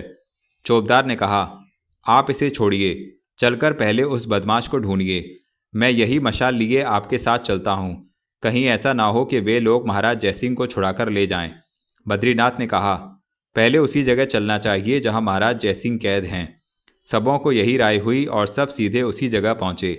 देखा तो महाराज जयसिंह हथकड़ी बेड़ी पहने लेटे हैं। चौबदार ने खूब गौर से उस कोठड़ी और दरवाजे को देखकर कहा, नहीं, वे लोग यहाँ तक नहीं पहुँचे। चलिए दूसरी तरफ ढूंढें। चारों तरफ ढूंढने लगे। घूमते घूमते दीवारों और दरवाज़ों पर सटे हुए कई पुर्जे दिखाई पड़े, जिसे पढ़ते ही उन अय्यारों के होश जाते रहे। खड़े हो सोच ही रहे थे कि चौबदार चिल्ला उठा और एक कोठरी की तरफ इशारा करके बोला, देखो देखो, अभी एक आदमी उस कोठरी में घुसा है। जरूर वही है जिसने मुझे जख्मी किया था। यह कहकर उस कोठरी की तरफ दौड़ा, मगर दरवाजे पर रुक गया। तब तक अय्यार लोग भी पहुंच गए। बद्रीनाथ चौबदार से, चलो अंदर चलो। चौबदार, पहले तुम लोग हाथों में खंजर या तलवार ले लो, क्योंकि वह जरूर वार करेगा। बद्रीनाथ, हम लोग होशियार हैं, तुम अंदर चलो, क्योंकि तुम्हारे हाथ में मशाल है। चौबदार, नहीं बाबा, मैं अंदर नहीं जाऊंगा। एक दफ़ा किसी तरह जान बची, अब कौन सी कमबख्ती सवार है कि जानबूझकर भाड़ में जाऊं। बद्रीनाथ, वारे डरपोक, इसी जीवट पर महाराजों के यहाँ नौकरी करता है। ला मेरे हाथ पे मशाल दे, मत जा अंदर। चौबदार, लो मशाल लो, मैं डरपोक ही सही, इतने जख्म खाए अभी डरपोक ही रह गया। अपने को लगती तो मालूम होता, इतनी मदद कर दी वही बहुत है। इतना कह चौबदार मशाल और कुप्पी बद्रीनाथ के हाथ में देकर अलग हो गया। चारों अय्यार कोठड़ी के अंदर घुसे। थोड़ी दूर गए होंगे कि बाहर से चौबदार ने किवाड़ बंद कर जंजीर चढ़ा दी। तब अपने कमर से पथरी निकाल कर झाड़ कर बत्ती जलाई और चौखट के नीचे जो एक छोटी सी बारूद की चुपड़ी हुई पलीती निकली हुई थी उसमें आग लगा दी। वह बत्ती बलकर सुरसुराती हुई अंदर घुस गई। पाठक यह समझ गए होंगे कि यह चौबदार साहब कौन थे। ये अय्यारों के सरताज जीत सिंह थे। चौबदार बन अय्यारों को खौफ दिलाकर अपने साथ ले आए और घुमाते फिराते वह जगह देख ली जहां महाराज जयसिंह कैद थे। फिर धोखा देकर उन अय्यारों को उस कोठड़ी में बंद कर दिया जिसे पहले ही से अपने ढंग का बना रखा था। इस कोठड़ी के अंदर पहले ही से बेहोशी की बारूद पाव भर के अंदाज से कोने में रख दी थी और लंबी पलीती बारूद के साथ लगाकर चौखट के बाहर तक निकाल दी थी। पलीती में आग लगा और दरवाजे को उसी तरह बंद छोड़ उस जगह गए जहां महाराज जयसिंह कैद थे। वहां बिल्कुल सन्नाटा था। दरवाज़ा खोल बेड़ी हथकड़ी काट कर उन्हें बाहर निकाला और अपना नाम बताकर कहा, जल्द यहाँ से चलिए। जिधर से जीत सिंह कमंद लगाकर किले में आए थे उसी जगह से महाराज जयसिंह को नीचे उतारा और तब कहा, आप नीचे ठहरिए, मैंने अय्यारियों को भी बेहोश किया है। एक एक करके कमंद में बांधकर उन लोगों को लटकाता जाता हूँ। आप खोलते जाइए। अंत में मैं भी आपके साथ उतरकर लश्कर में चलूँगा। महाराज जयसिंह ने खुश होकर इसे मंजूर किया। जीत सिंह ने लौटकर उस कोठरी की जंजीर खोली जिसमें बद्रीनाथ वगैरह चारों अय्यारों को फंसाया था। अपने नाक में लखलखे से तर की हुई रुई डाल कोठड़ी के अंदर घुसे तमाम धुएं से भरा हुआ पाया। बत्ती जला बद्रीनाथ वगैरह बेहोश अय्यारों को घसीट कर बाहर लाए और किले की पिछली दीवार की तरफ ले जाकर एक एक करके सबों को नीचे उतार आप भी उतर गए। चारों अय्यारों को एक तरफ छिपा महाराज जयसिंह को लश्कर में पहुंचाया। फिर कई कहारों को साथ ले उस जगह जा अय्यारों को उठवा लाए। हथकड़ी बेड़ी डाल एक खेमे में कैद कर पहरा मुकर्रर कर दिया। महाराज जयसिंह और सुरेंद्र सिंह गले मिले। जीत सिंह की बहुत कुछ तारीफ करके दोनों राजाओं ने कई इलाके उनको दिए जिनकी सनद भी उसी वक्त मोहर करके उनके हवाले की गई। रात बीत गई। पूरब तरफ से धीरे धीरे सफ़ेदी निकलने लगी और लड़ाई बंद कर दी गई। 18वां बयान। तेज सिंह वगैरह अय्यारों के साथ कुमार खो से निकलकर तिलिस्म की तरफ रवाना हुए। एक रात रास्ते में बिताकर दूसरे दिन सवेरे जब रवाना हुए तो एक नकाबपोश सवार दूर से दिखाई पड़ा जो कुमार की तरफ ही आ रहा था। जब इनके करीब पहुंचा, घोड़े से नीचे उतर कुछ दूर जा खड़ा हुआ। कुमार ने वहां जाकर देखा तो तिलिस्मी किताब पर नज़र पड़ी और एक चिट्ठी पाई जिसे देखकर वे बहुत खुश होकर तेज सिंह से बोले, तेज सिंह, क्या करें, यह वन कन्या मेरे ऊपर बराबर अपने एहसान के बोझ डाल रही है। इसमें कोई शक नहीं कि यह उन्हीं का आदमी है जो तिलिस्मी किताब मेरे रास्ते में रख कर दूर जा खड़ा हुआ है। हाय, इसके इश्क ने भी मुझे निकम्मा कर दिया। देखें इस चिट्ठी में क्या लिखा है। यह कहकर चिट्ठी कुमार ने पढ़ी। किसी तरह यह तिलिस्मी किताब मेरे हाथ लग गई तो तुम्हें देती हूँ। अब जल्दी तिलिस्म तोड़कर कुमारी चंद्रकांता को छुड़ाओ। वह बेचारी बड़ी तकलीफ में पड़ी होगी। चुनार में लड़ाई हो रही है, तुम भी वहाँ जाओ। और अपनी जवामर्दी दिखाकर चुनार की फतेह अपने नाम लिखाओ। तुम्हारी दासी वही वियोगिनी। कुमार, तेज सिंह तुम भी इसे पढ़ लो। तेज सिंह चीठी पढ़कर, ना मालूम यह वनकन्या मनुष्य है या अप्सरा, कैसे कैसे काम इसके हाथ से होते हैं। कुमार ऊंची सांस करके, हाँ एक बला हो तो सिर से टले। देवी सिंह, मेरी राय है कि आप लोग यहीं ठहरें, मैं चुनार जाकर पहले सब हाल दरियाफ्त कर आता हूँ। कुमार ठीक है, अब चुनार सिर्फ 5 कोस होगा, तुम वहाँ की खबर ले आओ, तब हम लोग चलें, क्योंकि कोई बहादुरी का काम करके हम लोगों का जाहिर होना ज़्यादा मुनासिब होगा। देवी सिंह चुनार की तरफ रवाना हुए। कुमार को रास्ते में एक दिन और अटकना पड़ा। दूसरे दिन देवी सिंह लौटकर कुमार के पास आए और चुनार की लड़ाई का हाल, महाराज जयसिंह के गिरफ्तार होने की खबर और जीत सिंह की अय्यारी की तारीफ करके बोले, लड़ाई अभी हो रही है, हमारी फौज कई दफ़े चढ़कर किले के दरवाजे पर पहुंची मगर वहां अटककर दरवाज़ा नहीं तोड़ सकी। किले की तोपों की मार ने हमारा बहुत कुछ नुकसान किया। इन खबरों को सुनकर कुमार ने तेज सिंह से कहा, अगर हम लोग किसी तरह किले के अंदर पहुंचकर फाटक खोल सकते तो बड़ी बहादुरी का काम होता। तेज सिंह, इसमें तो कोई शक नहीं, यह बड़ी दिलावरी का काम है, या तो किले का फाटक ही खोल देंगे या फिर जान से हाथ धोवेंगे। कुमार, हम लोगों के वास्ते लड़ाई से बढ़कर मरने के लिए और कौन सा अच्छा मौका है, या तो चुनार फतेह करेंगे या बैकुंठ की ऊंची गद्दी दखल करेंगे, दोनों हाथ लड्डू हैं। तेज सिंह, शाबाश, इससे बढ़कर और क्या बहादुरी होगी। तो चलिए हम लोग भेष बदलकर किले में घुस जाएं, मगर यह काम दिन में नहीं हो सकता। कुमार, क्या हर्ज है, राती को सही, रात भर किले के अंदर ही छिपे रहेंगे, सुबह को जब लड़ाई खूब रंग पर आवेगी उसी वक्त फाटक पर टूट पड़ेंगे। सब ऊपर सफीलों पर चढ़े होंगे, फाटक पर 150 आदमी से ज़्यादा ना होंगे और 150 आदमियों में घुसकर दरवाज़ा खोल लेना कोई बड़ी बात नहीं है। देवी सिंह, कुमार की राय बहुत सही है, मगर जोशी जी को बाहर ही छोड़ देना चाहिए। जोशी जी, सो क्यों? देवी सिंह, आप ब्राह्मण हैं, वहाँ क्यों ब्रह्म हत्या के लिए आपको ले चलें? यह काम क्षत्रियों का है, आपका नहीं। कुमार, हाँ जोशी जी, आप किले में मत जाइए। जोशी जी, अगर मैं अय्यारी ना जानता तो आपका ऐसा कहना मुनासिब था, मगर जो अय्यारी जानता है उसके आगे जवामर्दी और दिलेरी हाथ जोड़े खड़ी रहती है। देवी सिंह, अच्छा चलिए, हमको क्या, हमें तो और फ़ायदा ही है। कुमार, फ़ायदा क्या? देवी सिंह, इसमें तो कोई शक नहीं कि जोशी जी हम लोगों के पूरे दोस्त हैं, कभी संग न छोड़ेंगे। अगर ये मर भी जाएंगे तो ब्रह्म राक्षस होंगे और भी हमारा काम इनसे निकला करेगा। जोशी जी, क्या हमारी ही अवगति होगी? अगर ऐसा हुआ तो तुम्हें कब छोड़ूंगा, तुम्ही से तो ज़्यादा मोहब्बत है। इनकी बातों पर कुमार हंस पड़े और घोड़े पर सवार हो अय्यारों को साथ ले चुनार की तरफ रवाना हुए। शाम होते होते ये लोग चुनार पहुंचे और रात को मौका पा कमंद लगा किले के अंदर घुस गए। 19वां बयान। दिन अनुमान पहर भर के आ गया होगा कि फतेह सिंह की फौज लड़ती हुई फिर किले के दरवाजे तक पहुंची।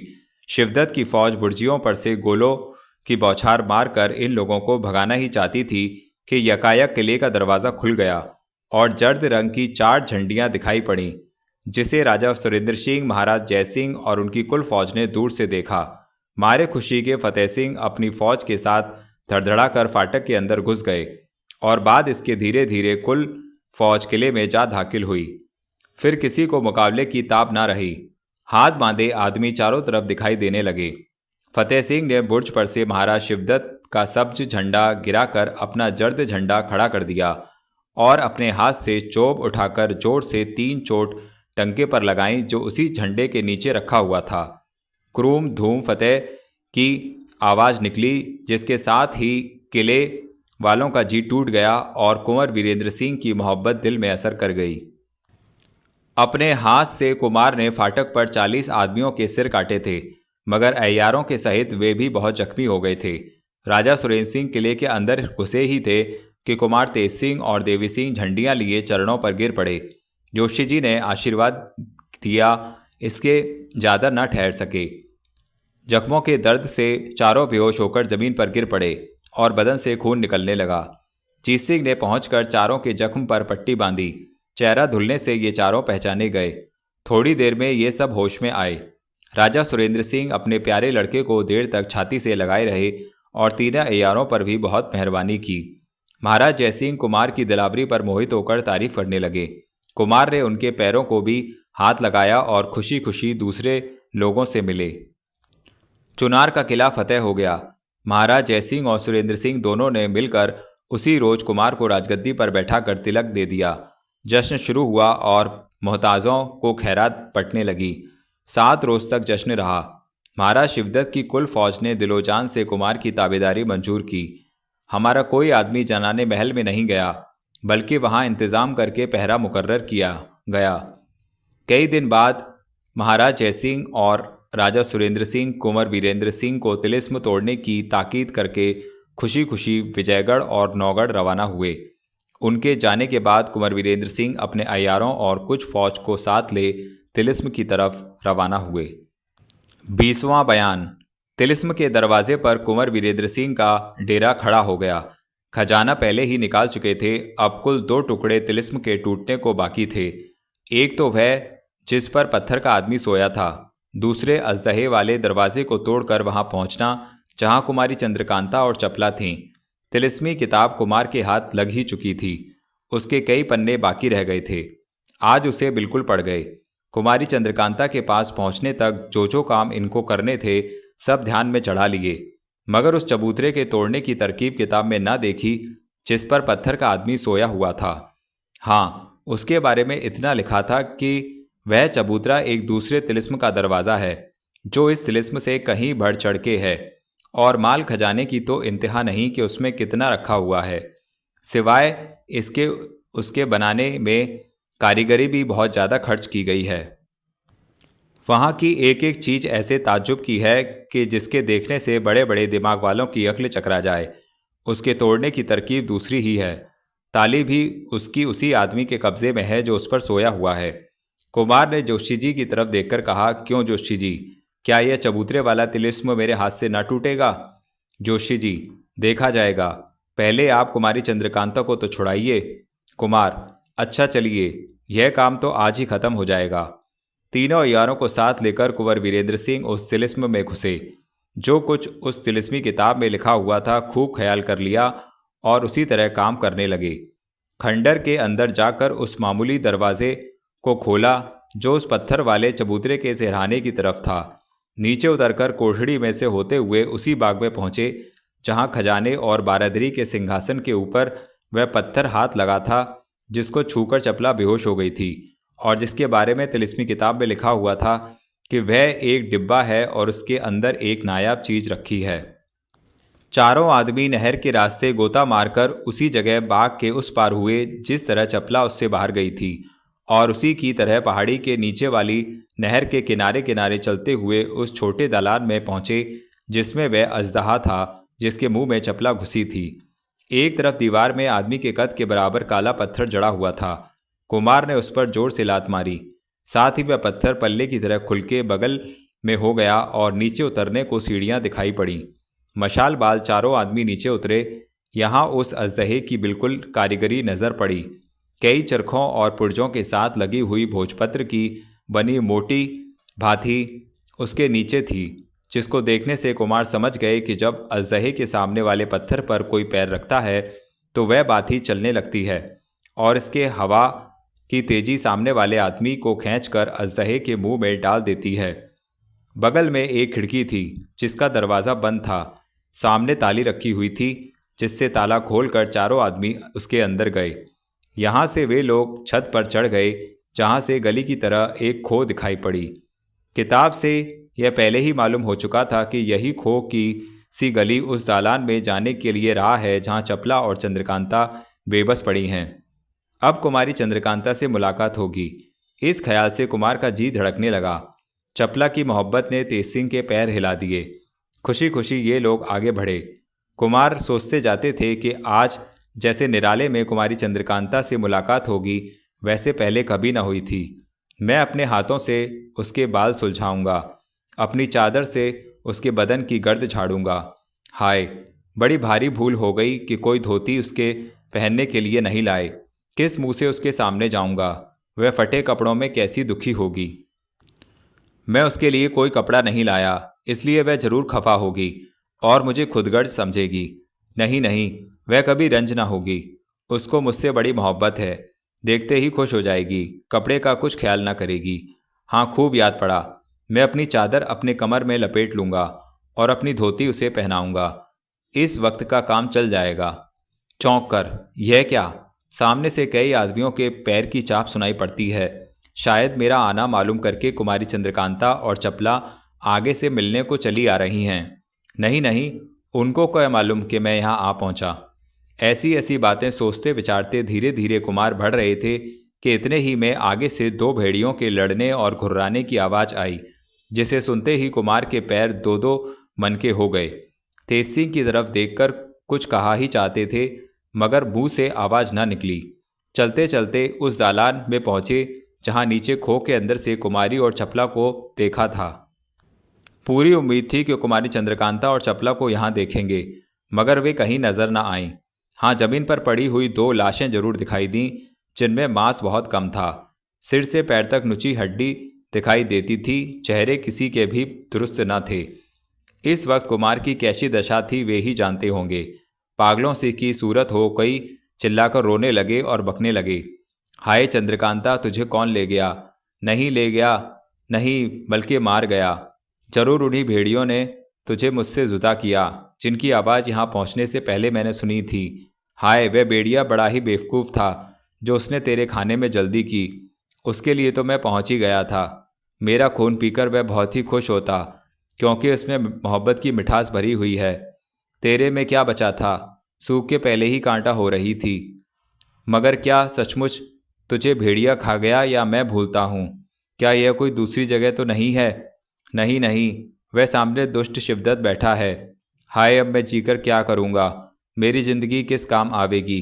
मैं कौन मुँह लेकर महाराज जयसिंह के सामने जाऊँगा? कुमारी, जल्दी मत करो, धीरे धीरे चलो, मैं भी आता हूँ। तुम्हारा साथ मरने पर भी ना छोड़ूंगा। आज नौगढ़, विजयगढ़ और चुनारगढ़ तीनों राज्य ठिकाने लग गए। मैं तो तुम्हारे पास आता ही हूँ। मेरे साथ ही और भी कई आदमी आवेंगे जो तुम्हारी खिदमत के लिए बहुत होंगे। हाय, इस सत्यानाशी तिलिस्म ने, इस दुष्ट शिवदत्त ने, इन भेड़ियों ने आज बड़े बड़े दिलावरों को खाक में मिला दिया। बस हो गया। दुनिया इतनी ही बड़ी थी, अब ख़त्म हो गई। हाँ हाँ, दौड़ी क्यों जाती हो? लो, मैं भी आया। इतना कह और पहाड़ी के नीचे की तरफ देख कुमार कूद के अपनी जान दिया ही चाहते थे, और तीनों अय्यार सन्न खड़े देख ही रहे थे कि यकायक भारी आवाज़ के साथ दालान के एक तरफ की दीवार फट गई और उसमें से एक वृद्ध महापुरुष ने निकलकर कुमार का हाथ पकड़ लिया। कुमार ने फिर देखा। लगभग 80 वर्ष की उम्र, लंबी लंबी सफ़ेद रुई की तरह दाढ़ी नाभि तक आई हुई, सिर की लंबी जटा जमीन तक लटकती हुई, तमाम बदन में भस्म लगाए, लाल और बड़ी बड़ी आंखें निकाले, दाहिने हाथ में त्रिशूल उठाए, बाएं हाथ से कुमार को थामे, गुस्से से बदन कपाते तामसी रूप शिवजी की तरह दिखाई पड़े, जिन्होंने कड़क की आवाज़ दी और कहा, खबरदार, जो किसी को विधवा करेगा। यह आवाज़ इस जोर की थी कि सारा मकान दहल उठा। तीनों अय्यारों के कलेजे कांप उठे। कुंवर वीरेंद्र सिंह का बिगड़ा हुआ दिमाग फिर ठिकाने आ गया। देखकर उन्हें सिर से पैर तक देख के कुमार ने कहा, मालूम हुआ, मैं समझ गया कि आप साक्षात शिवजी या कोई योगी हैं, मेरी भलाई के लिए ही आए हैं। वाह वाह, खूब किया जो आ गए। अब मेरा धर्म बच गया। मैं छत्री होकर आत्महत्या न कर सका। एक हाथ आपसे लड़ूंगा और इस अद्भुत त्रिशूल पर अपनी जान न्यौछावर करूंगा। आप जरूर इसलिए आए हैं, मगर महात्मा जी, यह तो बताइए कि मैं किसको विधवा करूंगा? आप इतने बड़े महात्मा होकर झूठ क्यों बोलते हैं? मेरा है कौन? मैंने किससे शादी की है? हाय, कहीं यह बात कुमारी सुनती तो उसको जरूर यकीन हो जाता। ऐसे महात्मा की बात भला कौन काट सकता है? वृद्ध योगी ने फिर कड़क कर कहा, क्या मैं झूठा हूँ? क्या तू क्षत्रिय है? क्षत्रियों के यही धर्म होते हैं। क्या वे अपनी प्रतिज्ञा को भूल जाते हैं? क्या तूने किसी से विवाह की प्रतिज्ञा नहीं की? ले देख, पढ़, किसका लिखा हुआ है। यह कहकर अपनी जटा के नीचे से एक चिट्ठी निकालकर कुमार के हाथ में दी। पढ़ते ही कुमार चौंक पड़े। हैं, ये तो मेरा ही लिखा है। क्या लिखा है? मुझे सब कुछ मंजूर है। इसके दूसरी तरफ क्या लिखा है? हाँ, अब मालूम हुआ। यह तो उस वनकन्या की चिट्ठी है, इसी में उसने अपने साथ ब्याह करने के लिए मुझे लिखा था।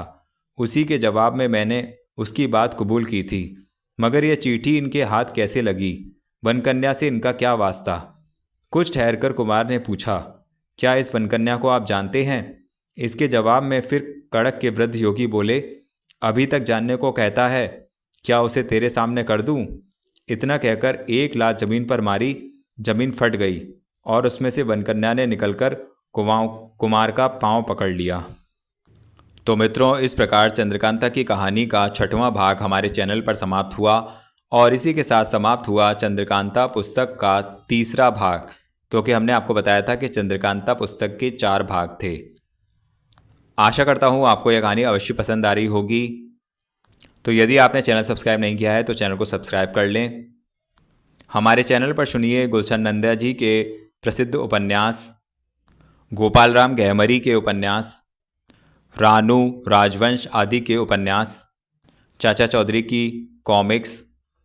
तो जल्द से जल्द चैनल सब्सक्राइब करें और अपने फ्रेंड्स रिलेटिव्स को बताएं, वीडियो लाइक करें, शेयर करें, कमेंट में हमें बताएं। धन्यवाद।